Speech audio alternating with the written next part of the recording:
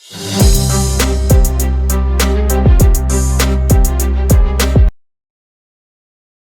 हम last class तक देख चुके थे कि दो आवेशों के मध्य लगने वाला जो बल है वो कितना परिमाण आता है। कूलाम के नियम से हमने देखा था ये तीन बातों पर निर्भर करता है। पहला था, एक तो था कि अपने पास जो भी बल होगा वो उन आवेशों के गुणनफल के समानुपाती होगा। दूसरी बात थी कि ये आवेशों के बीच की जितनी भी दूरी है उसके वर्ग के व्युत्क्रमानुपाती होता है। और थर्ड पॉइंट था इसमें, जो बल लग रहा है वो आवेशों के माध्यम पर भी निर्भर कर रहा है। फिर हमने इसको क्या किया कि एक साथ कंबाइन करके लिखा था, एफ समानुपाती किया Q1 Q2 divide by are square. तो यहाँ से हमें बल का परिमाण मिल गया। अब हम देखेंगे कि इस बल की एक कुछ बातें लिखेंगे यहाँ पे। हम हमने देखा था कि जब अगर बल जब दोनों आवेश समान प्रकृति के हैं तो लगने वाला जो बल होगा वो कैसा रहेगा, प्रतिकर्षी। समान आवेशों पे कैसा बल लगेगा, प्रतिकर्षी बल। तो ये बात हम लिख लेते हैं यहाँ पे। यदि दोनों आवेश समान प्रकृति के हैं तो समान प्रकृति के हैं तो देखो समान प्रकृति के हैं तो क्या होगा, देखो तो दोनों आवेशों के मध्य तो दोनों आवेशों के मध्य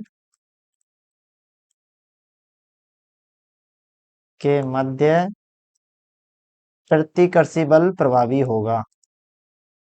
प्रतिकर्षी बल प्रभावी होगा। अब देखो यहाँ पे इसको गणितीय रूप में कैसे लिख सकते हैं, प्रभावी होगा। देखो दोनों आवेश कैसे हैं, समान प्रकृति के हैं। समान प्रकृति का तात्पर्य क्या है, या तो दोनों आवेश धनात्मक धनात्मक हो सकते हैं या दोनों आवेश कैसे हो सकते हैं, ऋणात्मक ऋणात्मक हो सकते हैं। तो ध्यान दीजिए कि जो हमने सूत्र निकाला था, कूलाम के नियम से जो सूत्र निकाला था उसमें क्या था, Q1 Q2 का मल्टीप्लाई हो रहा था। Q1 Q2 का क्या हो रहा था, मल्टीप्लाई हो रहा था, आपस में इन दोनों को गुणा किया जा रहा था। तो एक बात यहाँ पे सोचना कि अगर दोनों आवेश समान प्रकृति के हैं तो मतलब दोनों पे चिन्ह एक जैसा रहेगा, या तो प्लस प्लस वाले होंगे या फिर माइनस माइनस वाले। तो क्या मैं इस बात को ऐसे लिख सकता हूँ, Q1 multiply Q2 greater than 0? क्या ऐसा हो सकता है, जरूर हो सकता है। देखो समान प्रकृति के हैं तो दोनों आवेशों को अगर हम मल्टीप्लाई करेंगे तो उनका परिमाण होगा, जो उनसे गुणा करने पे जो प्राप्त राशि होगी वो 0 से बड़ी आएगी। कारण क्या है, प्लस संख्या को प्लस से मल्टीप्लाई करते हैं तो हमेशा 0, वो 0 से बड़ी। और माइनस संख्या को माइनस से मल्टीप्लाई करेंगे तो वो भी ग्रेटर देन 0 आएगा। तो इसलिए इस कंडीशन को हम इस प्रकार व्यक्त कर सकते हैं। तो अब ये plus Q1 Q2 multiply greater 0 होने से क्या हो गया, देखो यहाँ पे इसका चिन्ह देखना है, बल का चिन्ह कैसे आएगा। K तो धनात्मक है, दूरी का स्क्वायर धनात्मक है, और Q1 Q2 का चिन्ह हमने यहाँ से निकाल लिया। किसके लिए निकाला है, समान प्रकृति वाले बलों के लिए निकाला है। तो क्या आना चाहिए, देखो Q1 यहाँ से पॉजिटिव ऑलरेडी है, अगर Q1 और Q2 एक जैसे हैं तो कैसे आएगा, ये वैल्यू ग्रेटर देन 0 आ रही है। और K हमारे पास पहले से ही क्या है, ग्रेटर है, क्योंकि धनात्मक राशि है। और आर स्क्वायर तो हमेशा जानते हैं कि स्क्वायर कैसा होता है, हमेशा धनात्मक ही रहता है। तो एफ का चिन्ह कैसा आ गया, धनात्मक आ गया। तो तो यहाँ पे इसको इस प्रकार से लिखा जा सकता है, तथा बल धनात्मक होगा। बल बल का चिन्ह, बल धनात्मक होगा होगा ये लिख लिया। अब हम दूसरी बात लिखते हैं, यदि दोनों आवेश कैसे हैं, विपरीत प्रकृति यानी कि विजातीय है, दोनों आवेश कैसे हैं, अलग अलग प्रकृति के हैं, तो उसके लिए भी लिख लेते हैं, यदि दोनों आवेश विपरीत प्रकृति के हैं, विपरीत प्रकृति के हैं तो दोनों आवेशों के मध्य कौन सा बल लगेगा, विपरीत है, एक प्लस है एक माइनस है, दोनों आपस में एक दूसरे को क्या करेंगे, अट्रैक्शन, आकर्षित करेंगे, तो उन दोनों के मध्य कौन सा बल लगेगा, आकर्षणात्मक बल। तो दोनों आवेशों के मध्य आकर्षण बल प्रभावी होगा। ये एग्जाम में पूछा जाता है, कैसा बल लगेगा, किधर दिशा में लगेगा। सदिश रूप अभी हम कुछ ये पॉइंट्स लिखने के बाद करेंगे। आकर्षण बल प्रभावी होगा। अब देखो इसको गणितीय रूप में कैसे लिख सकते हैं, विपरीत प्रकृति के हैं, यानी कि मैं मान के चलता हूं एक आवेश धनात्मक है एक आवेश ऋणात्मक है। जो हमने सूत्र सिद्ध किया था, सूत्र निकाला था, उसमें क्या था, Q1 Q2 का मल्टीप्लाई हो रहा था। तो क्या मैं इसको ऐसे लिख सकता हूँ, Q1 Q2 मल्टीप्लाई का जो मान आएगा वो 0 से लेस देन आएगा। क्या ये बात सही है? यहां से देखना, हमने क्या बोला है कि आवेश कैसे हैं, विपरीत प्रकृति के। कैसे हैं, विपरीत प्रकृति के। तो एक धनावेश होगा तो इसका मल्टीप्लाई करना है माइनस से, तो कैसे होगा देखो, तो ये चिन्ह हमेशा, अगर विपरीत प्रकृति के तो इनका गुना कैसे आएगा, हमेशा 0 से लेस देन आएगा। अगर हम -2 का मल्टीप्लाई प्लस के 1 से करते हैं तो कितना आता है, -2। ये कैसा है, 0 से छोटा है। तो कहने का तात्पर्य है कि अपने पास जब भी विपरीत वाली कंडीशन आती है तो उनका सदैव मल्टीप्लाई कैसा आएगा, 0 से छोटा आएगा। तो इससे क्या हो जाएगा, जो अपने पास बल का फॉर्मूले का एफ निकाला है, इसका चिन्ह कैसा आ जाएगा, के धनात्मक है, ये धनात्मक है, इसकी वजह से चिन्ह कैसा आ जाएगा, एफ ऋणात्मक आ जाएगा। तो इसे किससे व्यक्त करेंगे, ऋणात्मक होगा। अतः बल ऋणात्मक होगा। ऋणात्मक होगा। तो यहाँ पे हमने देखा कि सजातीय आवेश, अब क्वेश्चन आ सकता है, सजातीय आवेश होते हैं, सजातीय आवेश में क्या रखना है कि इनके मध्य Q1 Q2 का ग्रेटर होता है, बल कैसा रहेगा, बल का मान धनात्मक रहेगा। और विजातीय आवेश, विजातीय का मतलब विपरीत आवेश कैसे होंगे, प्रकृति में आकर्षणात्मक बल प्रभावी होंगे, उनका Q1 Q2 का मल्टीप्लाई होगा वो लेस देन 0 होगा, और बल का मान कैसा आ जाएगा, ऋणात्मक आ जाएगा। अब हम क्या करेंगे, अब देखो हम इसमें कुछ पॉइंट लिख लेते हैं कि ये कहाँ पे लागू होता है, कूलाम का बल, कूलाम का नियम कहाँ पे लागू है कहाँ पे नहीं है। तो इसके लिए देखो हमने क्रम से जो पॉइंट लिखाए थे वही लिखेंगे। पहला इसमें नोट डाल के लिखना है,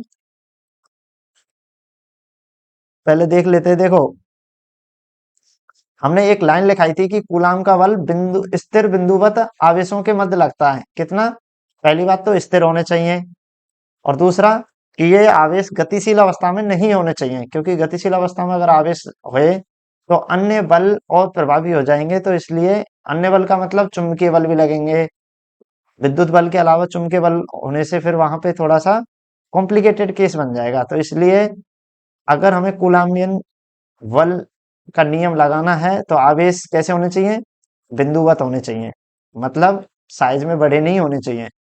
दूसरी बात, तो इस पॉइंट को लिख लेते हैं हम, चलो यह है कूलाम बल, कूलाम बल नियम, कूलाम बल नियम केवल बिंदुवत आवेशों के लिए ही लागू है, के लिए लागू होता है, के लिए लागू होता है। दूसरा पॉइंट, देखो हमने क्या देखा था, हमने बल के देखा था कि इनका इसका मात्रा, बल की मात्रा है वो Q1 Q2 के समानुपाती थी, और क्या था, F समानुपाती था 1/r² के। इसको ना व्युत्क्रम वर्ग नियम बोलते हैं, F समानुपाती 1/r²। ये व्युत्क्रम वर्ग मतलब ये अपनी दूरी के वर्ग के व्युत्क्रमानुपाती है। तो इसको साइंस की भाषा में एक व्युत्क्रम वर्ग का नियम चलता है। ये नियम जिस भी भौतिक राशियों के मध्य लगता है, तो ये हम कह सकते हैं कि यहाँ पर भी कूलाम्बियन बल में भी व्युत्क्रम वर्ग नियम का पालन हो रहा है। क्यों हो रहा है? क्योंकि बल का मान 1/r², दूरी के वर्ग के क्या है, व्युत्क्रमानुपाती। हम जब भी गुरुत्वाकर्षण बल का फॉर्मूला देखेंगे उसमें भी यही होता है। वहां पे भी हमने देखा था एफ जी, हम पढ़ के आए थे जी m1 m2 अपॉन में r², 11th क्लास में पढ़ा होगा। तो वहां पे भी हम क्या बोलते थे कि ये भी व्युत्क्रम वर्ग नियम का पालन करता है। तो यहाँ पे हम लिख सकते हैं कूलाम्बियन बल, कूलाम बल नियम व्युत्क्रम वर्ग नियम का पालन करता है, पालन करता है। अर्थात अर्थात एफ किसके समानुपाती है, 1/r² के। तो यहां से हमने 1/r² के लिख दिया। अब देखो हमारे पास क्या है, बल का मान, मात्रा तो निकाल ली, अब हम इसको सदिश रूप में भी व्यक्त करना चाह रहे हैं। तो समीकरण इसको डाल लेते हैं। समीकरण कौन सा डाला था, समीकरण नंबर 3 डाला हुआ है। जो बल वाली इक्वेशन है उसका समीकरण नंबर कितना है, 3। तो इसको हम सदिश रूप में कैसे लिख सकते हैं, बल राशि है, सदिश राशि है, तो इसको सदिश रूप में लिखना लिखना होगा ही। तो हम लिख सकते हैं इसको समीकरण 3 से, समीकरण 3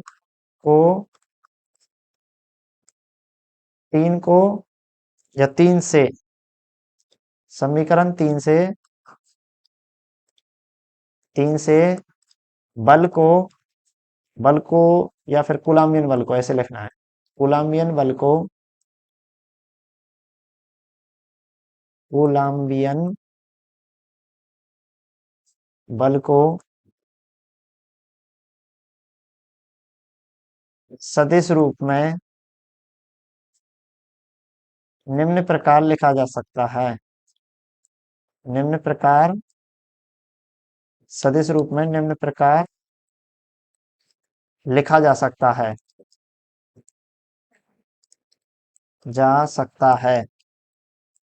तो कैसे लिख सकते हैं, हम इसको सदिश बना देंगे एफ सदिश।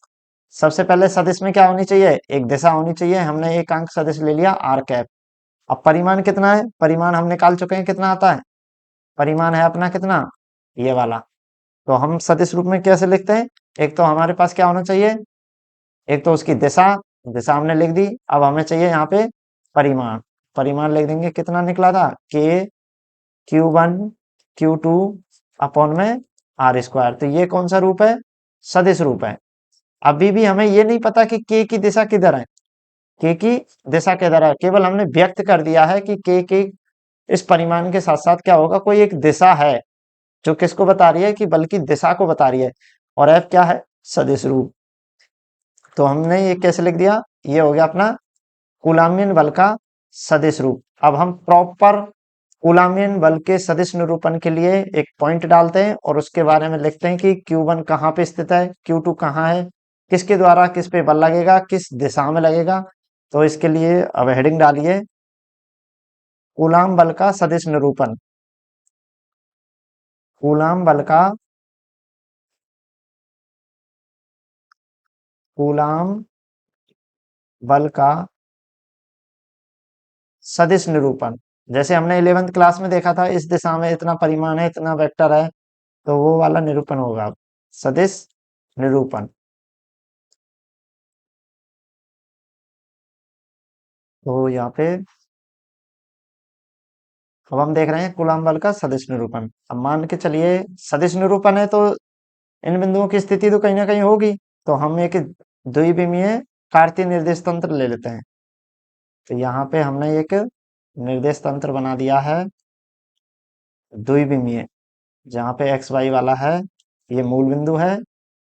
मान लीजिए कि एक आवेश, बिंदुवत आवेश कहाँ पे, यहाँ पे Q1, इसका नाम दे दिया Q1।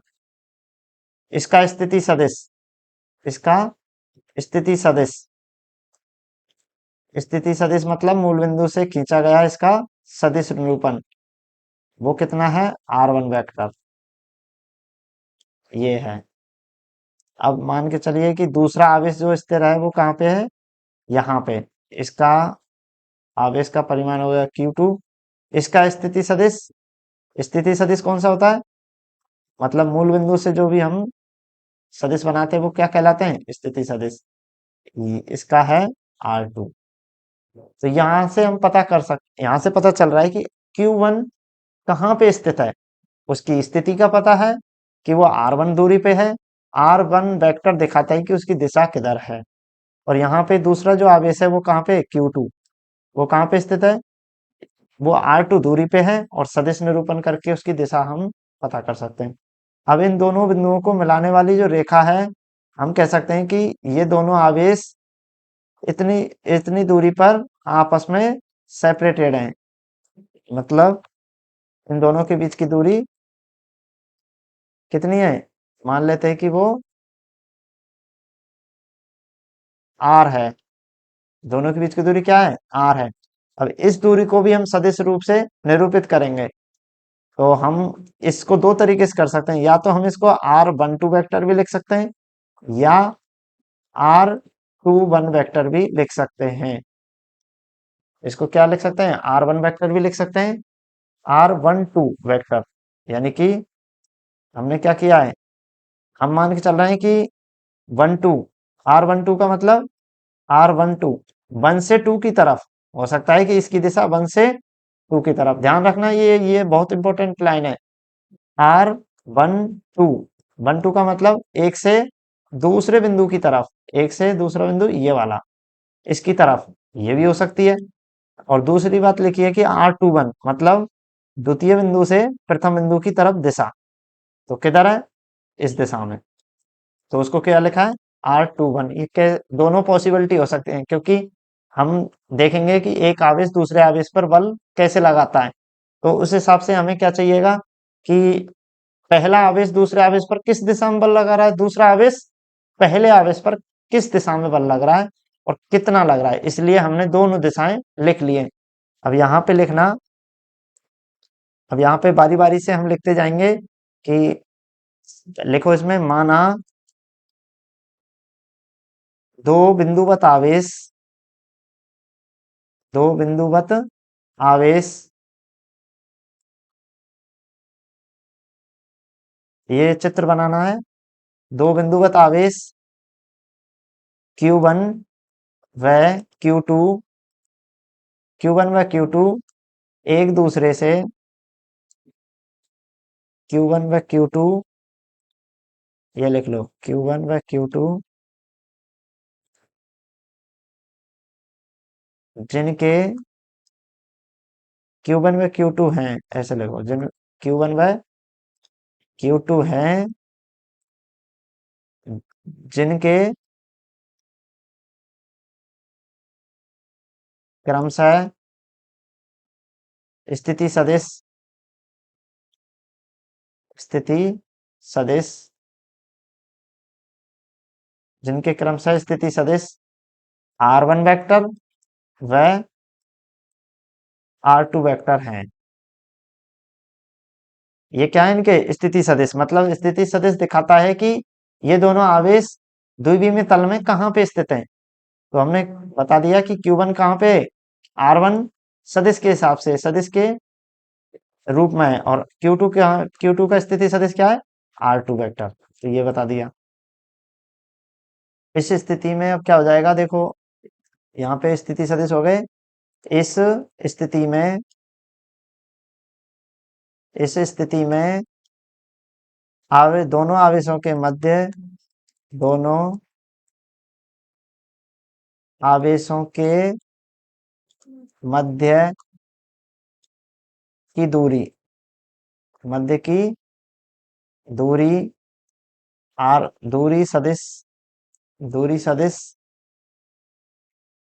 R12 वेक्टर, या क्या हो जाएगा, यहाँ पे R12 हो जाएगा, या फिर R21 सदिश होगा, R12 वेक्टर होगी। तो यहाँ पे हमने क्या देख लिया, Q1 और Q2 बिंदुवत आवेश हैं, उनके स्थिति सदिश क्या है, उनका स्थिति एक का R1 है, एक का R2 है, मतलब ये अपने द्विविमीय निर्देश तंत्र में इनकी व्यवस्था यहाँ पे है, R1 सदिश पे, ये R2 सदिश पे। अब हम देखेंगे कि इनके मध्य प्रतिकर्षण बल लगेगा तो वो किस दिशा में लगेगा, एक आवेश दूसरे आवेश पे कैसे लगाएगा।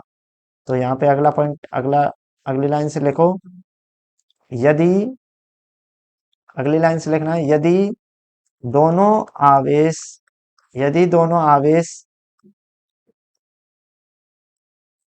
समान प्रकृति के हैं, समान प्रकृति के हैं तो, अब दोनों आवेश समान प्रकृति के हैं तो क्या होगा, इन दोनों आवेशों के मध्य कौन सा बल प्रभावी होगा, प्रतिकर्षण का, क्योंकि दोनों आवेश समान है। एक एक आवेश दूसरे आवेश को क्या करेगा, प्रतिकर्षित करेगा, उसकी व्यवस्था को वहां से हटाने का प्रयास करेगा कि यहाँ पे दोनों आवेश हैं, ये आवेश इसको इसके क्षेत्र से बाहर भेजने का कोशिश करेगा। तो यदि दोनों आवेश समान प्रकृति के हैं तो इन आवेशों के मध्य इन आवेशों के मध्य प्रतिकर्षण बल, ये ध्यान रखना, थोड़ा सा लिखने में ज्यादा हो रहा है, पर जब तुम इसको समझ जाओगे तो इतना ज्यादा नहीं है। इन दोनों आवेशों के मध्य प्रतिकर्षण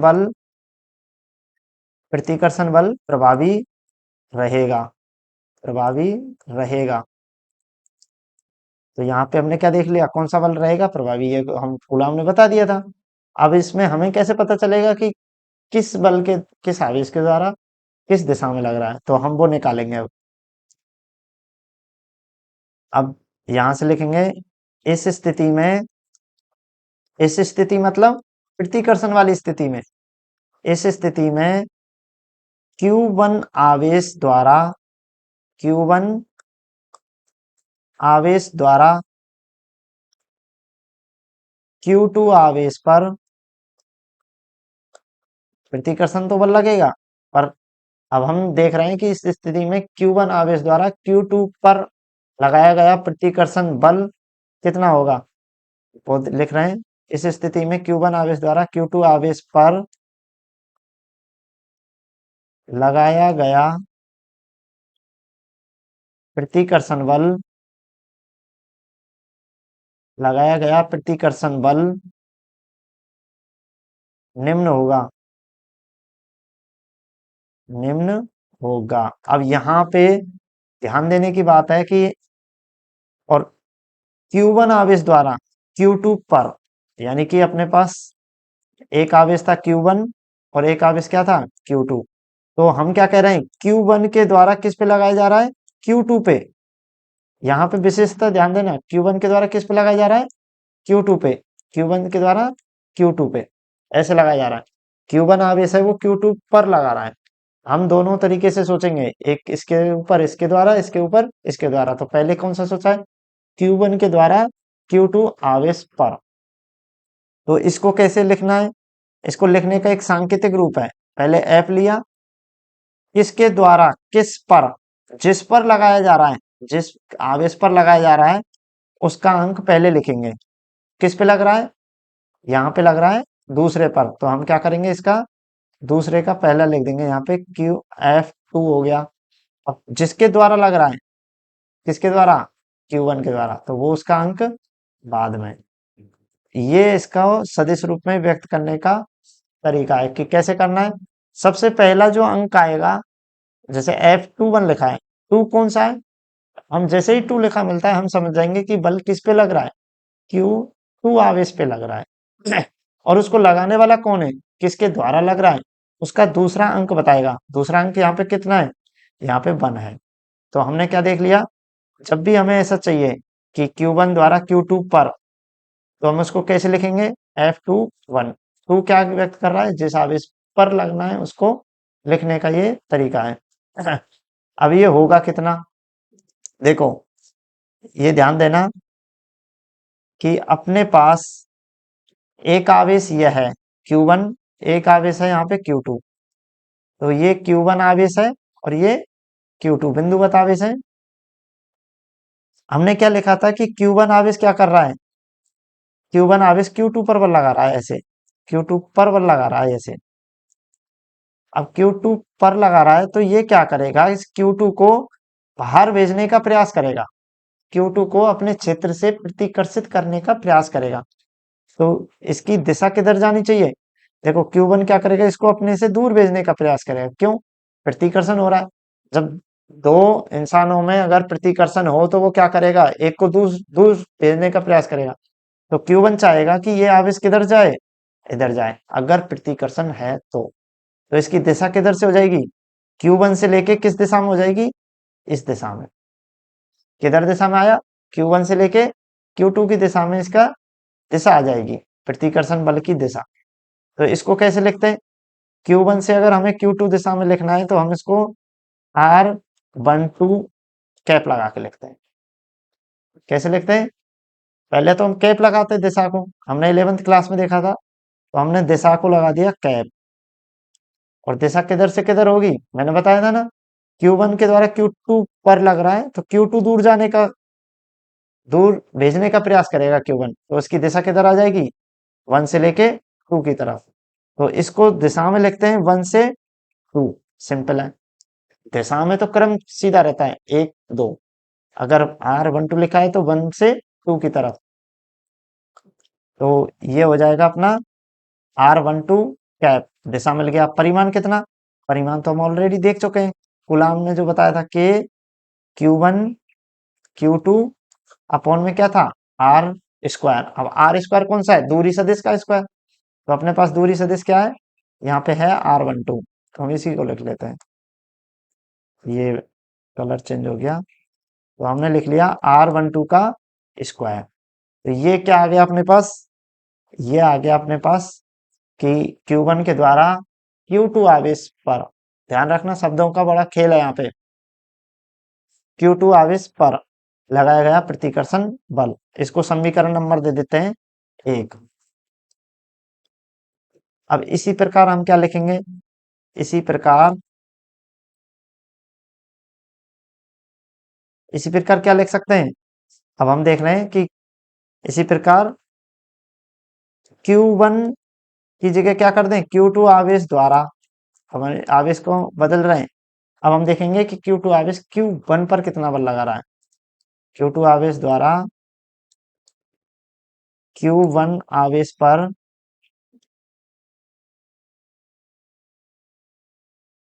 लगाया गया प्रतिकर्षण बल, लगाया गया प्रतिकर्षण बल,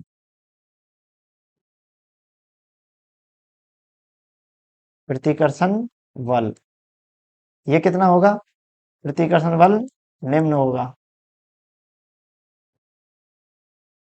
देखो अब इसको लिखने का तरीका अब तो समझ में आ गया होगा।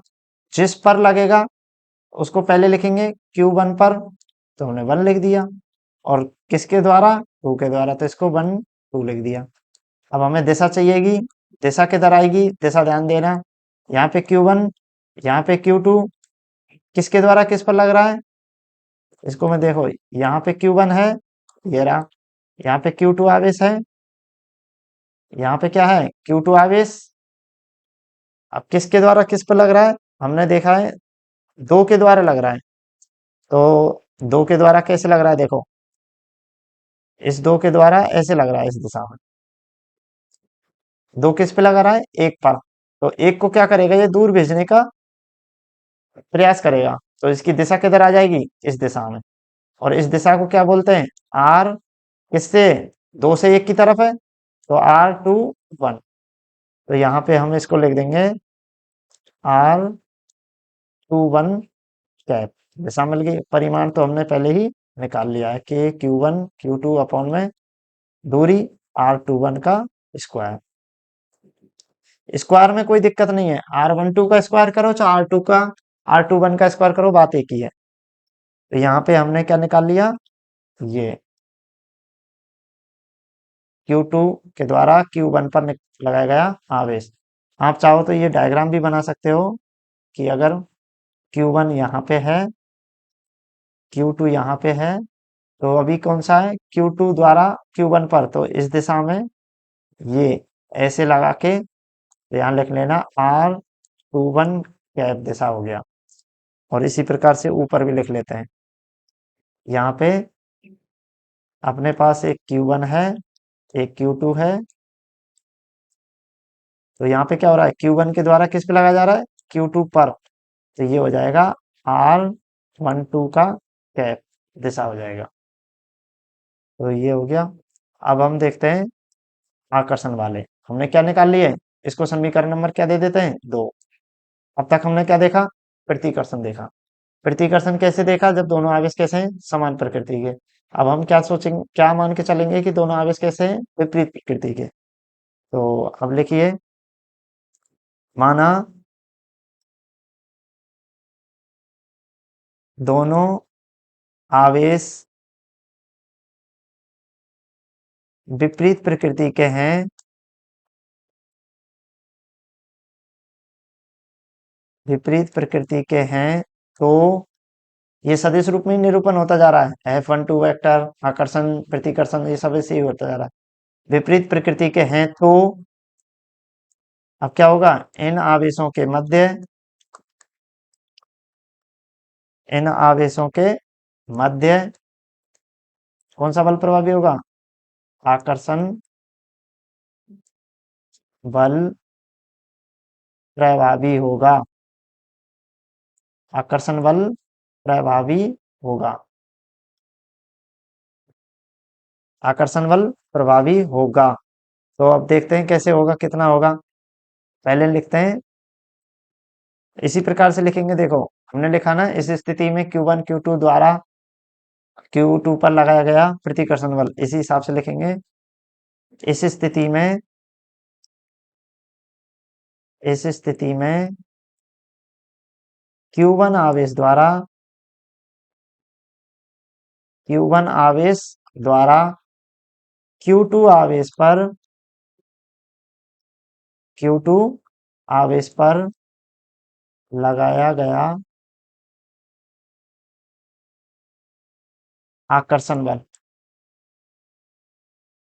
आकर्षण बल निम्न होगा। देखो कितना होगा, पहले हम क्या लिखना है, इसको सदिश निरूपण लिखना है। कैसे लिखना है, देखो सबसे पहले क्या अंक, कौन सा अंक लिखना है, जिस पर लगेगा। तो अब की बार किस पे लग रहा है, Q2 पर। तो हम क्या करेंगे, सबसे पहला अंक आएगा जिस पर लग रहा है। किसके द्वारा लग रहा है, एक के द्वारा। तो ये आ गया, ये सदिश निरूपण हो गया इसको व्यक्त करने का। अब कितना इसका मान है, परिमाण आएगा और दिशा। अब हमें चाहिए दिशा कैप। अब हम दिशा देखते हैं। देखो अपने पास एक आवेश क्या था, Q1 था। दूसरा आवेश क्या था, Q2। ध्यान से देखना, प्रतिकर्षण और आकर्षण का समझना बहुत, अगर एक बार समझ गए तो बहुत आसान हो जाएगा इसके आगे के सारे टॉपिक समझना। यहाँ पे क्या हुआ है कि आकर्षण बल लग रहा है। आकर्षण का मतलब होता है कि दो पिंडों में या दो वस्तुओं में या दो व्यक्तियों में, कुछ भी है, जैसे भी आकर्षण हो रहा है, वो अपने अपनी ओर लेके आने का प्रयास करता है। अब देखो यहाँ पे क्या हो रहा है, Q1 आवेश Q2 पर। तो देखो यहाँ से मैं क्या कर रहा हूँ, Q1 आवेश क्या कर रहा है, Q2 पर लगा रहा है। तो Q2 क्या करेगा, Q2 किधर आने का सोचेगा, Q2 को किधर लेके आएगा, अपनी ओर लेके आएगा। Q1 आवेश Q2 को किधर लेके आएगा, अपनी ओर। उसका कारण क्या है, आकर्षण बल। तो यहाँ पे इसकी दिशा किधर हो जाएगी, देखो इसकी दिशा हो जाएगी Q2 से लेके Q1 की ओर हो जाएगी। तो R21 किस दर से किधर हुई है, 2 से 1 की तरफ हो गई। तो हम इसको क्या लिख सकते हैं, R21 कैप। बल को तो लिखा F21 क्योंकि 2 पर लग रहा है। और दिशा में हम सीधा सीधा से लिख सकते हैं। दिशा में हम क्या करेंगे, हम सीधा पढ़ते हैं दिशा को। यहाँ पे इसको सीधा पढ़ते हैं, R21 लिखा है तो 2 से 1 की तरफ। एनसीईआरटी की किताब में यहाँ पे थोड़ा सा मिस्टेक हुआ है, वहां पे इनको सदिश रूप निरूपण बल की तरीके से ही कर दिया है। लेकिन ये ज्यादा ऐसा सोचने का नहीं है कि एनसीईआरटी बुक में ऐसा लिखा हुआ है। वो चीज आगे जाके अगर तुम देखोगे तो सही तरीके से ऐसे ही लिखा जाता है। जो हमने लिखा है, ये बल बल तो दोनों में सेम है, पर एनसीईआरटी की बुक में थोड़ा सा इसको क्रम को उल्टा करके लिखा है। वो कोई दिक्कत की बात नहीं है, ज्यादा इस पे वो नहीं करना। आगे जाके देखोगे तो सही है ये। तो यहाँ पे इसको कैसे लिख देंगे फिर? यहाँ पे इसको लिखेंगे परिमाण। अब दिशा लिख दी, अब रह गया अपना परिमाण के Q1 Q2 अपॉन में R21 का स्क्वायर। R21 क्यों लिखा? हम चाहते तो R21 को R12 भी लिख सकते हैं स्क्वायर में, तो कोई दिक्कत नहीं होता। तो इसको हम क्या समीकरण दे दें? ये चित्र बना के लिख लेना ऐसे करके R21। तो यहाँ पे आ जाएगा अपना, इसको समीकरण नंबर क्या दे दें? 3। अब हमने आकर्षण प्रतिकर्षण तो दोनों में देख लिया। अब रह गया है एक और प्रतिकर्षण रह गया है, तथा Q2 आवेश द्वारा। अब हम देखेंगे Q2 आवेश द्वारा Q1 आवेश पर, Q2 आवेश द्वारा Q1 आवेश पर लगाया गया प्रतिकर्षण, प्रतिकर्षण नहीं सॉरी, लगाया गया आकर्षण बल कितना होगा वो भी देख लें। आकर्षण बल निम्न होगा, निम्न होगा। अब देखो, सबसे पहला लिखने का तरीका क्या होगा? F किस पर लग रहा है? किस पर लग रहा है? Q1 पर। तो हम सबसे पहले कौन सा अंक लिखेंगे? 1। किसके द्वारा? 2 के द्वारा। तो ये लिख दिया दिशा। देखो अब यहाँ पे अपने पास ये Q1 है, ये Q2 है। किसके द्वारा लग रहा है? Q1 द्वारा। किस पर? Q1 पर। Q1 पर अगर बल लग रहा है, Q1 पर, तो Q1 Q2 क्या करेगा? इसको अपनी ओर लाने का प्रयास करेगा। किसको? Q1 को अपनी आकर्षित करना है ना, Q1 को अपनी ओर आकर्षित करना है। तो इसको क्या करेंगे? ये अपनी ओर आकर्षित करने का प्रयास करेगा, तो इसलिए इसकी दिशा किधर हो जाएगी? इस दिशा में हो जाएगी। तो यहाँ पे हो जाएगा R12 कैप। कैप कैप का मतलब क्या है? दिशा। R12 cap. तो ये दिशा हो गई, और परिमाण के Q1 Q2 अपॉन में R12 स्क्वायर। तो यहाँ से बल कितना आ गया? F12 वेक्टर आ गया के Q1 Q2 अपॉन में के Q1 square R12 cap cap में आ गए। तो इसको समीकरण नंबर क्या दे देते? 4। अब यहाँ से कुछ निष्कर्ष निकलते हैं। कुछ क्या निकलते हैं? निष्कर्ष। तो वो निष्कर्ष क्या है? देखो ध्यान से देखना, समीकरण 1 और समीकरण 2। समीकरण 1 और समीकरण 2, इन दोनों में क्या है? ये तो सेम है परिमाण, केवल इस दिशा का ही अंतर है। और ये दिशा एक बता रही है कि 1 से 2 की तरफ, और एक बता रही है 2 से 1 की तरफ। एक कह रहा है कि एक के द्वारा 2 पे जो बल लग रहा है वो तो किधर लग रहा है? 1 से 2 की तरफ। ये बात हो गया। ये बता रहा है कि 1 से 2 पर जो बल लग रहा है वो किधर है? 1 से 2 की तरफ। और ये कह रहा है कि 2 से अगर 1 पे लगाना है तो वो किधर है? इधर। मतलब एक दूसरे से ये बल लगा रहे हैं, केवल दिशा का ही अंतर है। ये तो बता रहा है इधर दिशा में, और ये कह रहा है इस दिशा में। तो यहाँ पे हम एक लाइन लिख लेते हैं।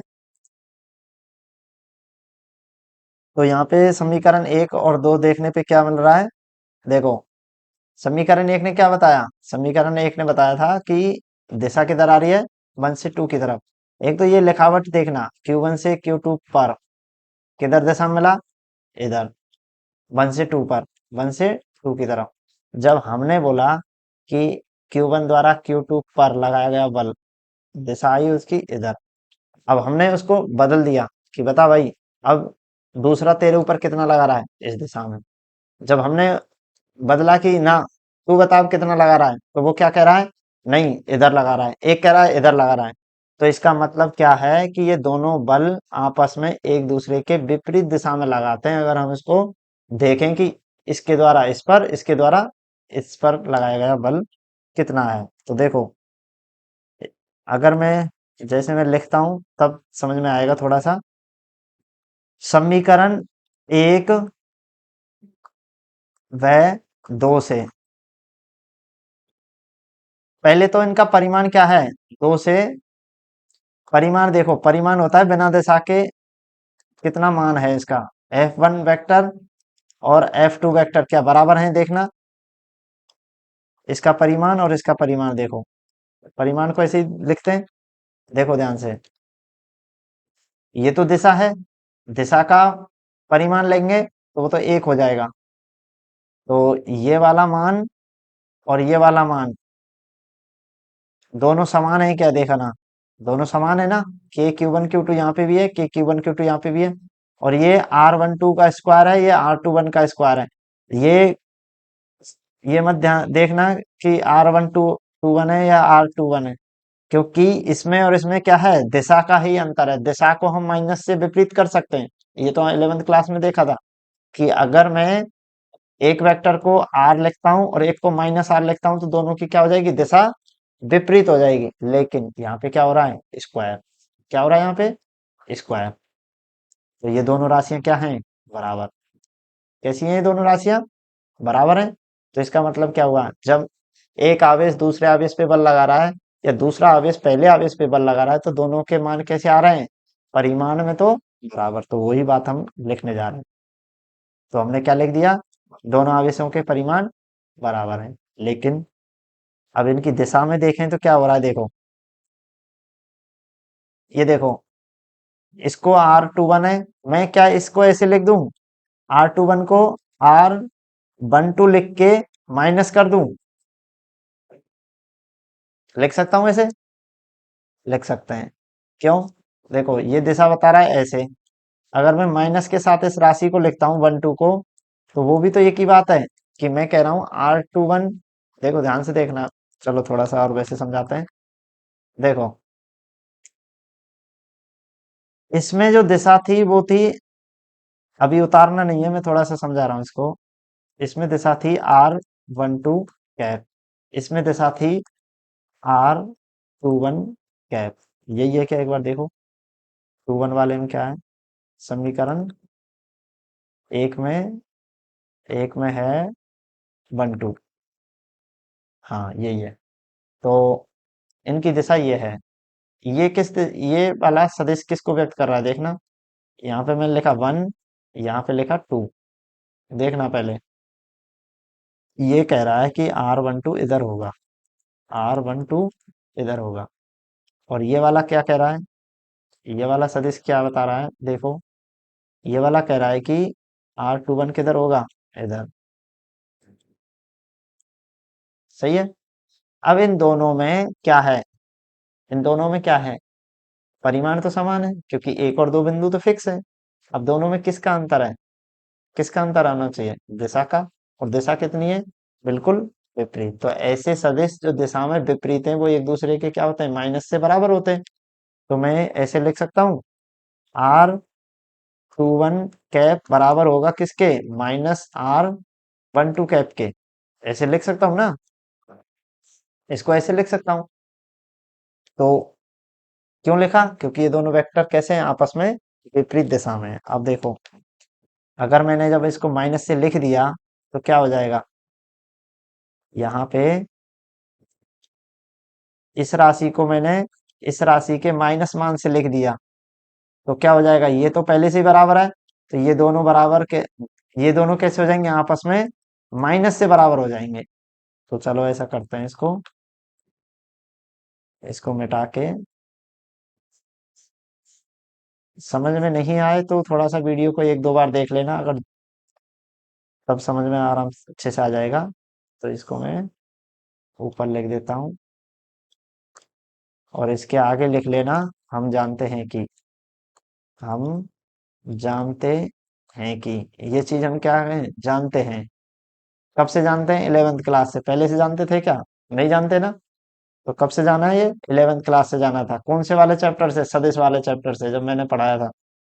तो ये हो गया, अतः अब क्या हो जाएगा, ऐसा लिख दिया तो अतः समीकरण एक व दो से, दो से क्या लिख सकता हूं मैं, एफ वन टू को लिख सकता हूं क्या, माइनस में एफ टू वन। ये रफ में करके देखना, क्या ऐसा लिखा जा सकता है क्या। और पता कैसे करेंगे, ये वाला मान धर के देखना और फिर देखना कि क्या एफ वन टू बराबर है माइनस के एफ टू वन के। तो ये एक इम्पोर्टेंट लाइन है, इसको जरूर रफ में देखना। और उम्मीद है कि ये आप जब रफ में करोगे माइनस चिन्ह रखोगे, R121 कैप की जगह -R21 कैप करके ये वाली इक्वेशन, तो ये जरूर से मिल जाएगी। तो इसका एक विशेष तथ्य निकल के आता है। अब ये तथ्य क्या है, देखो अपना R21 क्या दिखा रहा है कि भाई दूसरा आवेश पहले आवेश पे कितना बल लगा रहा है, और ये क्या दिखा रहा है कि पहला आवेश दूसरे आवेश पे कितना बल लगा रहा है।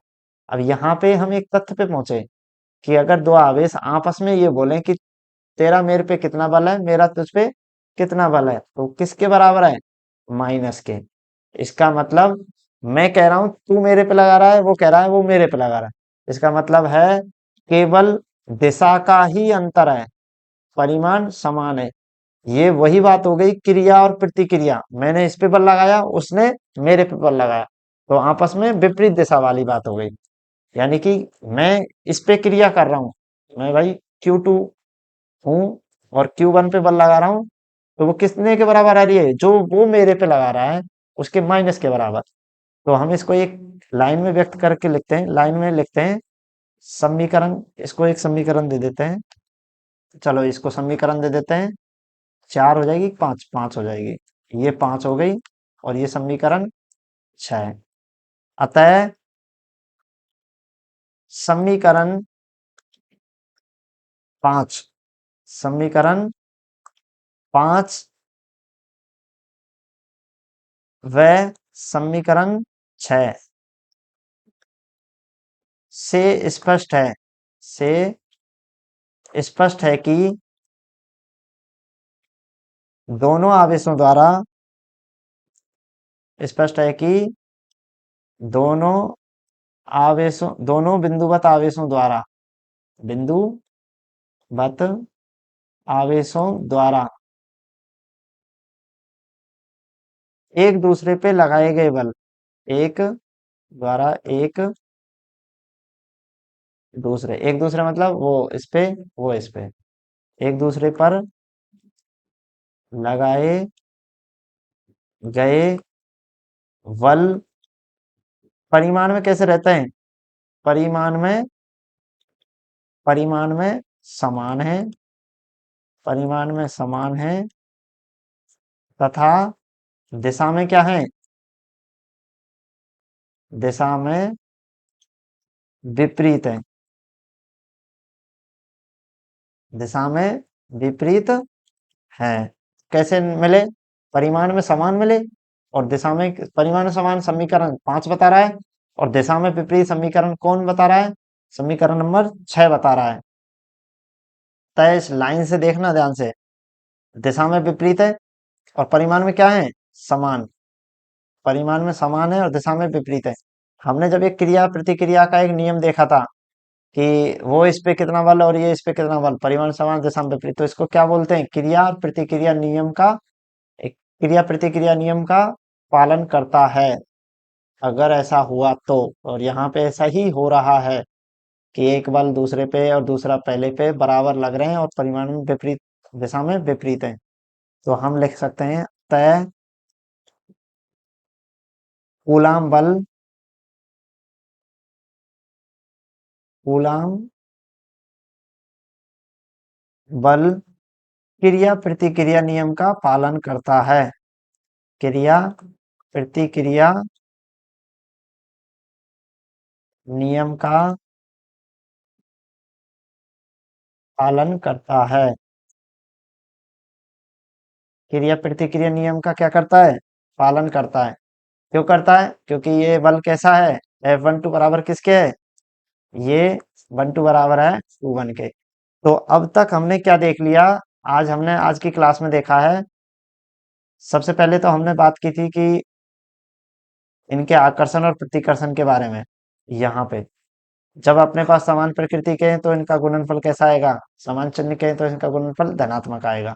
तो हमने कह दिया बल भी कैसा होगा, धनात्मक। इसके बाद हम बात की थी विपरीत प्रकृति के, विपरीत प्रकृति में इनका गुणनफल कैसा आएगा, ऋणात्मक। हमने बल का चिन्ह कैसा मिल गया, ऋणात्मक।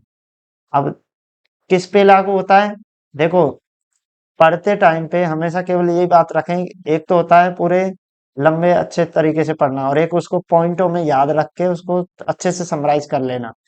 तो यहाँ पे हमने देख रहे हैं कि ये किस पे लागू होता है, केवल बिंदुवत आवेशों पे लागू होता है, पहली बात। दूसरी बात, ये कौन से नियम का पालन करता है, व्युत्क्रम वर्ग नियम का, तो ये आर स्क्वायर के व्युत्क्रम अनुपाती है। तीसरी बात, सदिश रूप में हमें कैसे लिखना है, एक तो हमें परिमाण चाहिए और दूसरा हमें दिशा चाहिए, तो हम सदिश में लिख सकते हैं। इसके लिए हमने सदिश निरूपण किया है। इसमें पहले हमने Q1 बताया, वो किस पे है, R1 स्थिति पे, Q2 R2 पे। इन दोनों के बीच सदिश R12 हो सकता है या फिर R21 हो सकता है। तो ये लाइन लिख के यहाँ पे हमने क्या दिखाया कि माना पहले कैसे हैं, समान प्रकृति के हैं। जब दोनों समान प्रकृति के हैं तो इनके मध्य कौन सा लगेगा, प्रतिकर्षण। प्रतिकर्षण लगेगा तो एक आवेश दूसरे पर कितना लगा रहा है, उसको हमने 2 1 करके व्यक्त किया, दो पर तो दो को पहले लिखा। तो ये परिमाण आ गया। दिशा किधर से आएगी, दो पर, एक से दो पर, दो पर मतलब दो को किधर भेजेगा, दूर, तो इसकी दिशा किधर आएगी, इधर। और इसको दिशा को कैसे लिख सकते हैं, 1 2। इसके बाद हमने इसका अपोजिट क्रम देख लिया, दो के द्वारा एक पर, तो वो कितना आ गया, F12, इसका मान आ गया। फिर हमने देखा कि विपरीत प्रकृति वाले में क्या किया, आकर्षण होगा बल, ये भी बात सही है। अब ऐसे देखा कि एक के द्वारा दो पर कितना बल लग रहा है, तो यहाँ से वो भी निकाल लिया।